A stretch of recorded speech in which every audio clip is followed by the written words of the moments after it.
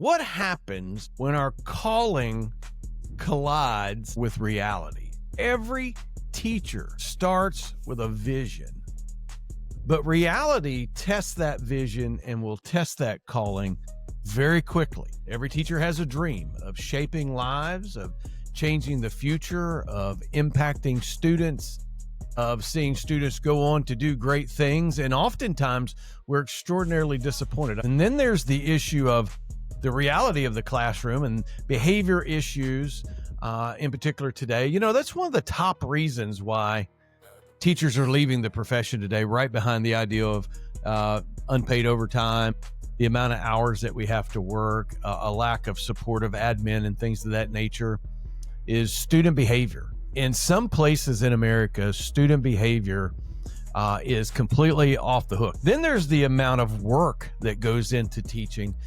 I think most new teachers or folks that maybe come out of one profession and into the teaching profession underestimate just how much work there is that has to be done as a teacher. And it's not just found in the grading, the documentation of IEPs and 504s and various accommodations, the turning in of lesson plans, parent conferences, the answering of emails. It is a relentless job. And ultimately and finally, the reality that sets in when the calling collides with the classroom, the emotional fatigue, the cognitive fatigue, secondary trauma. And I don't know, we don't talk about that a whole lot in education, but secondary trauma is what teachers deal with when their students experience trauma outside the classroom or inside the school or whatever it is. And then they bring that trauma into the classroom. A lot of times it comes out in their behavior, or it comes out in a crisis, a mental health crisis of the student, or unfortunately,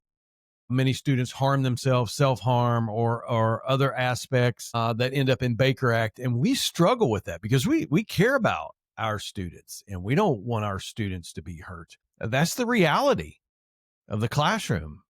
And a lot of teachers underestimate that. And then there's the spiritual fatigue of how this wears us down in our spiritual calling, in our faith. It's the reality. It's very difficult. And so what do you do when your calling feels more like a burden than a blessing? The very first thing that most teachers begin to do is they begin to question themselves. They begin to question their calling. We want to encourage teachers, because that is the mission and goal of Teacher Talk, is to restore joy to the classroom one teacher at a time. And if you are the one teacher on the other end of this, we want to welcome you in, and we want you to know, hey, be encouraged right here. Now, the first thing I'd like for you to know, or to understand, or to gain a hold of, is impact does not always look like transformation. Sometimes impact takes perseverance. And here are some lies that we struggle with, I think, as teachers, in that of our calling, and they will twist our calling and they'll twist our way of thinking. And that is that we confuse impact with immediacy. If we don't see the results of our work immediately, we begin to feel like that we're not making an impact at all. And I want you to know that that is a lie. Don't confuse impact with the amount of time that it takes, because impact rarely ever happens immediately. And so here are 3 subtle lies that we believe when we try to confuse impact with immediacy. Number 1, if it's hard, it must not be my calling. Now, I want you to think about that, because, you know, in some ways we do live in a society that does not like to do hard things. We like things to go strictly as planned, to work out exactly the way that they should, or at least the way that we think that they should. And whenever we run into barriers, we very quickly want to give up. And I tell you, I see that more and more, in particular in some of our newer teachers today. They get in, they find out it's hard. They say, man, I really thought that this was for me. I really thought this was my calling. For some people, they would say, hey, I really believe that God called me to do this, or God brought me to this point. And they think to themselves, if God brought me to this, then why in the world would it be so hard? Why wouldn't he just make it easy? Well, the scripture is very clear. He says to count it all joy when you encounter various trials. Life is tough. It's hard, but it's in those moments of difficulty that we are shaped as people and as human beings. Number 2, if I can't see results, I'm not making a difference.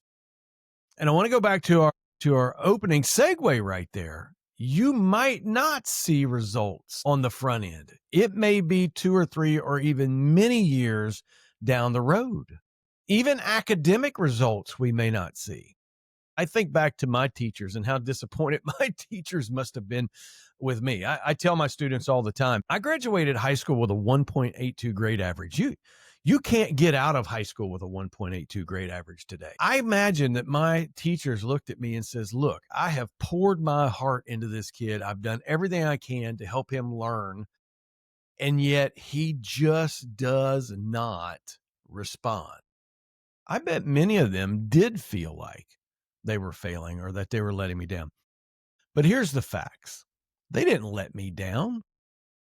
I let them down. So don't confuse the fact that we don't see results to cause us to believe that we're not making a difference. And number 3, don't believe this lie.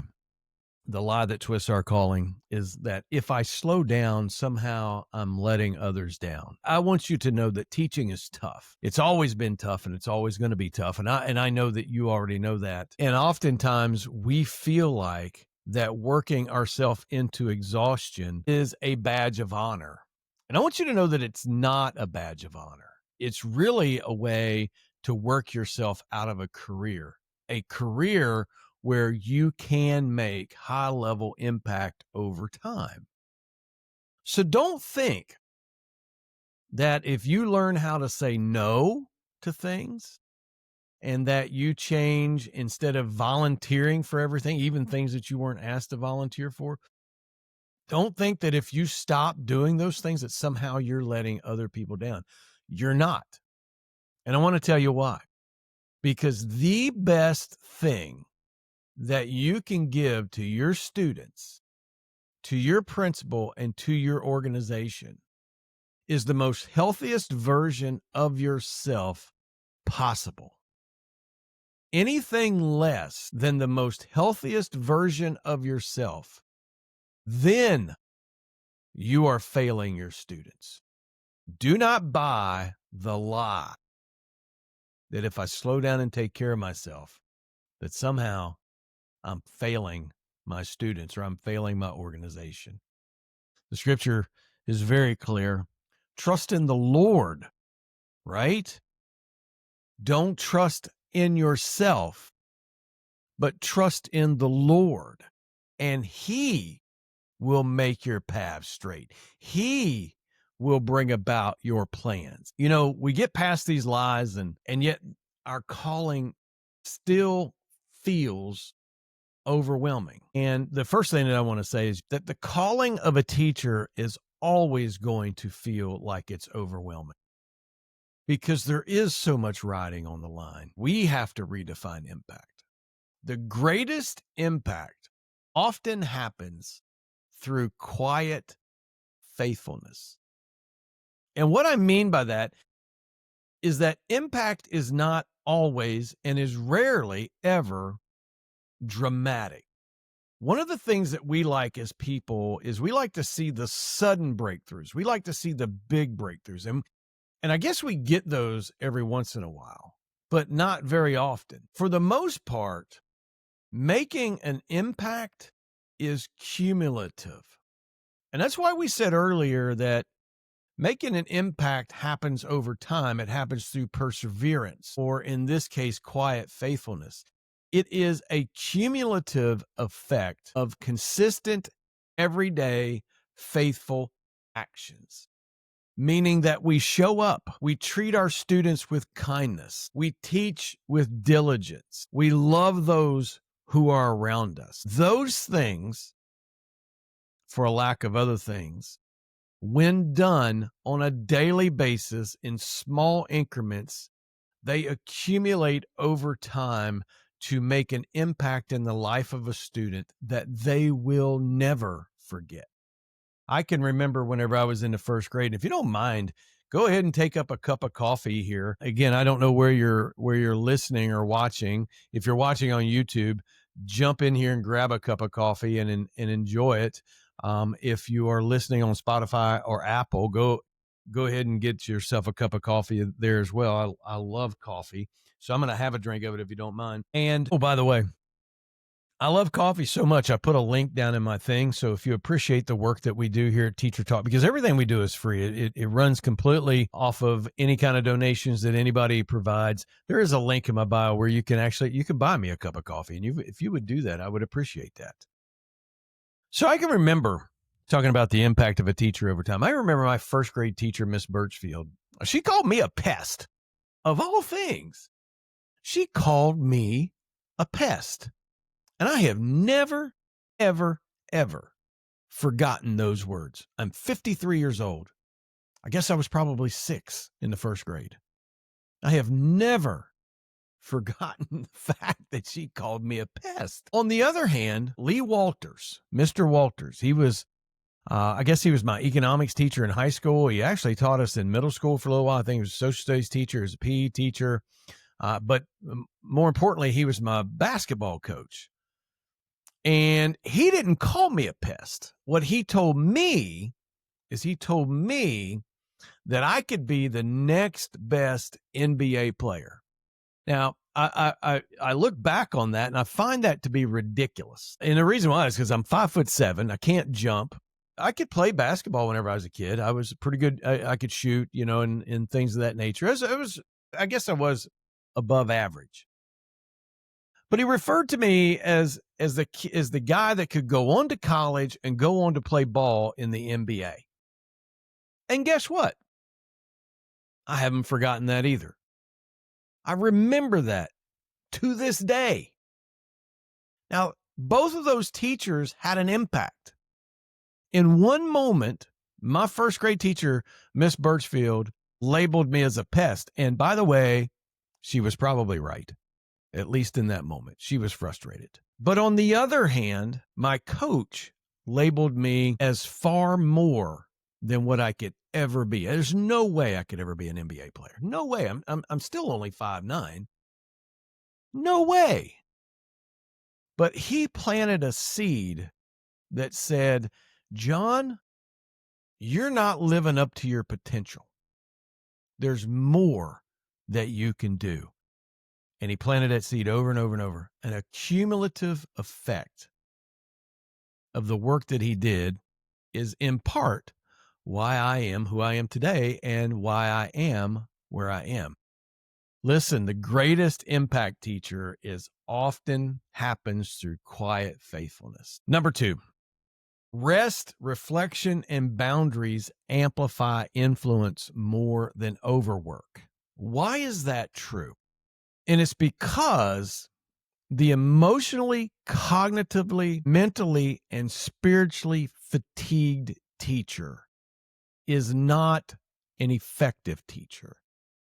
If you are a burned out teacher because you're working yourself to death, you're trying to get it all done, you're taking your work home, which you should never do, by the way. We should never bring our work home and allow work to invade our sacred space where we live, where we rest, where we love our families, where we have conversations, where it's intended to have fun. Do not ever bring your work home. That's my suggestion. And by the way, you don't have to finish all your work either, because there's always going to be work as a teacher.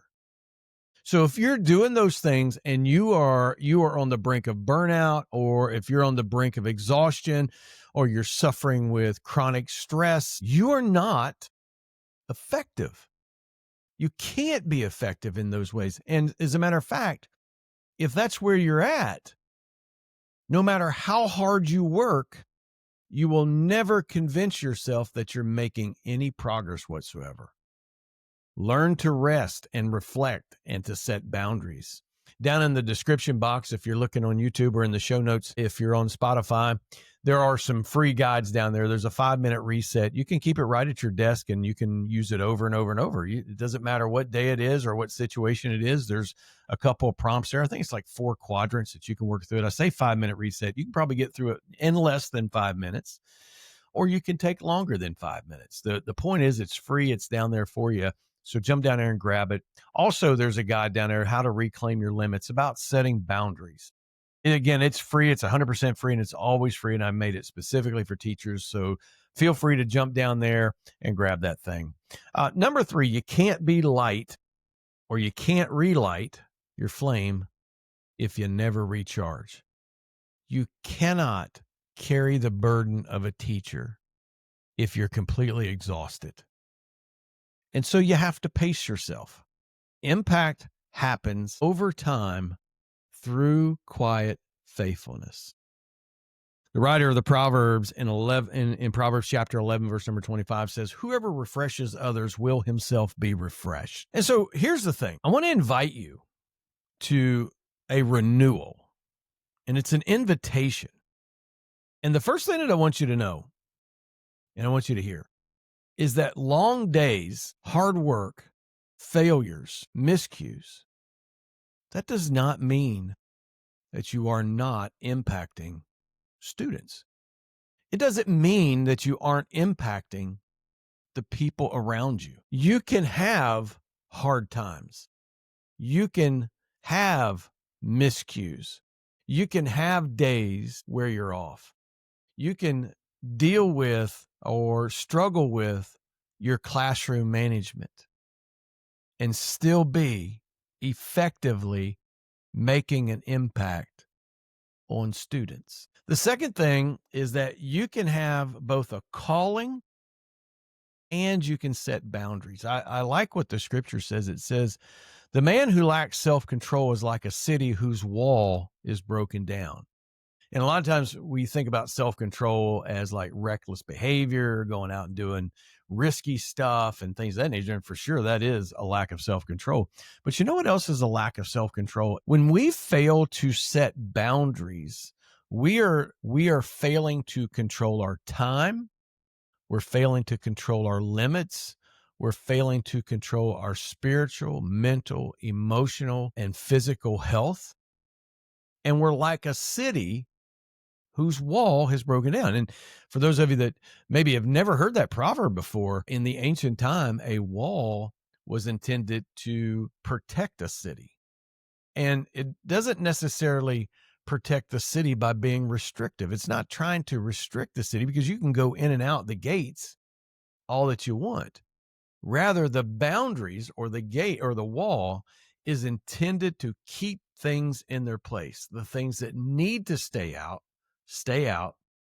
The things that need to stay in. And as a teacher, there are some things that need to stay out.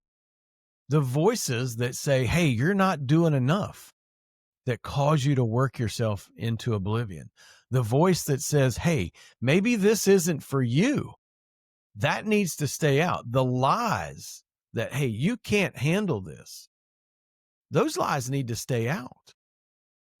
All right. And some things that need to stay in, right, is the fact that God calls you to be faithful in showing up, faithful in planning and preparing, faithful to speak truth into the lives of students.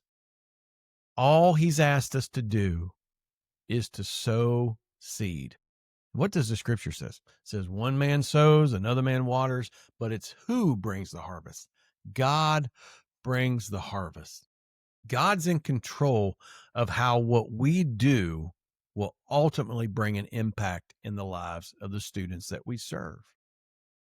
And number 3, true impact flows from a rested and well-grounded teacher.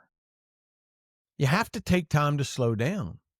We cannot continue to buy into the lie of a system that says we have to wear our exhaustion as a badge of honor.